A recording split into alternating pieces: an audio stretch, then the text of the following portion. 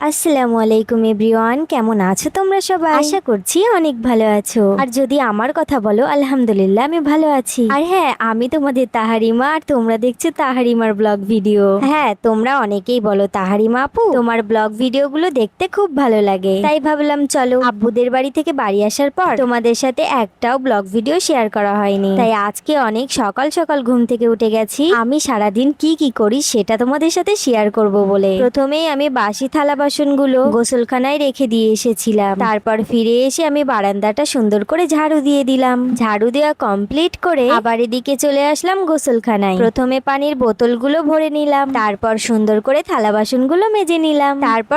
তারপর সুন্দর করে ধুয়ে নিলাম। আর জানো তো তাকরিম এখন ঘুমাচ্ছে, আর আমি তো চুপি চুপি উঠে কাজ করছিলাম। আর আমি বাসনপত্রগুলো আস্তে আস্তে রাখছিলাম যাতে তাকরিম উঠে না যায়। এদিকে এসে দেখছি তাকরিম কোনো শব্দ ছাড়াই উঠে বসে আছে। তাকরিম যেহেতু উঠে গেছে তাই ওকে তুলে নিয়ে আমি বাইরে দাঁড় করিয়ে টয়লেট করিয়ে নিচ্ছিলাম। তোমরা আবার কিছু মনে করো না, আমি যেটা করছিলাম সেটাই বললাম আর কি। যাই হোক, আমি আর তাকরিম ফ্রেশ হয়ে সকালে ব্রেকফাস্টের জন্য এখানে তো পানি গরম করছিলাম, কারণ গরম পানিতে এই আমুল দুধটা গুলতে হবে। তারপর তোমাদের দাদাভাই এই পাউডারটা এনে দিয়েছিল। এই পাউডারটা ওই দুধে গুলে আমাকে খেতে হবে। এই পাউডারটা খেলে মুখে রুচি আসে আর খিদেও বেড়ে যায়। যাই হোক, গল্প করতে করতে এদিকে আমার দুধ গোলা কমপ্লিট হয়ে গেছে। আর এদিকে দুধের সাথে আমি কিছু ড্রাই ফ্রুটসও খেয়েছিলাম। আমার তো ওগুলো খেতে একদমই ভালো লাগে না, তবে হ্যাঁ অবশ্যই শরীর সুস্থ রাখার জন্য খেতে হবে, তাই না খাওয়ার ইচ্ছা হলেও খেতে হচ্ছে আর কি। তো যাই হোক, আমি খাওয়া দাওয়া করে তাকরিমকে খাইয়ে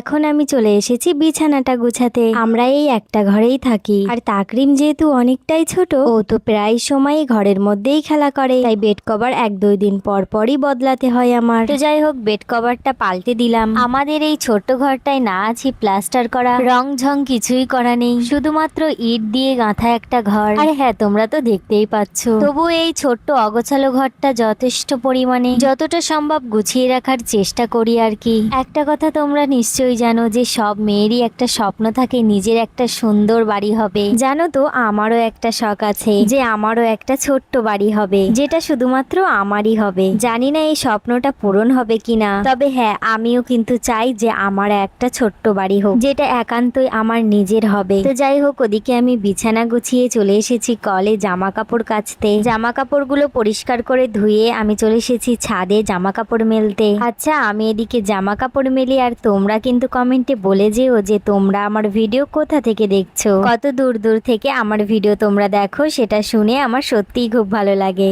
যেখানে নিজের মানুষেরাই আমার উন্নতি হবে দেখে আমার ভিডিওতে একটা লাইক কমেন্ট পর্যন্ত করে না, আর এদিকে অজানা অচেনা মানুষগুলো, হ্যাঁ তোমাদের মধ্যেই অনেকেই আমার জন্য অনেক অনেক দোয়া করে যায়। তোমাদের এই সুন্দর সুন্দর কমেন্ট, দোয়া, ভালোবাসা, এত এত সাপোর্ট বারবার ভেঙে যাওয়ার পরও আমার উঠে দাঁড়াতে সাহায্য করে। তো যাই হোক, জামা কাপড় মেলে এখন আমি চলে এসেছি রান্না বান্নার জোগাড় করতে। আজকে রান্না করব পেঁপে। হ্যাঁ অবশ্যই পেঁপে দিয়ে মাছ দিয়ে রান্না করব। আমি ওদিকে আনাজ করছিলাম, আর ওদিকে এসেছিল মাছ আলা, আর মাছটাও কিনে নিলাম। আমার তো আনাজ কাটা একদমই কমপ্লিট হয়ে গেছে, আর এখন আমি যাচ্ছি মাছ করতে। আচ্ছা, এটা কি মাছ কমেন্টে জানিও তো। জানি এটা সবাই বলতে পারবে, তবুও কমেন্টে জানিও। আমার তো মাছ কাটাকুটি করা পুরো কমপ্লিট হয়ে গেছে। এই দেখো, কিছু মাছ আজকে রান্না করব, আর কিছুটা দিয়েছি ফ্রিজে রেখে। যাই হোক, এখন একটা আম খেয়ে আমি চলে এসেছি ঘরের ঝোল ঝাড়তে, মানে মাকড়সার বাসাগুলো ভাঙতে এসেছি আমি। ক্যামেরায় মাকড়সার বাসা একদমই দেখা যাচ্ছে না ঠিকই, কিন্তু অনেক বাসা বেঁধেছে কিন্তু।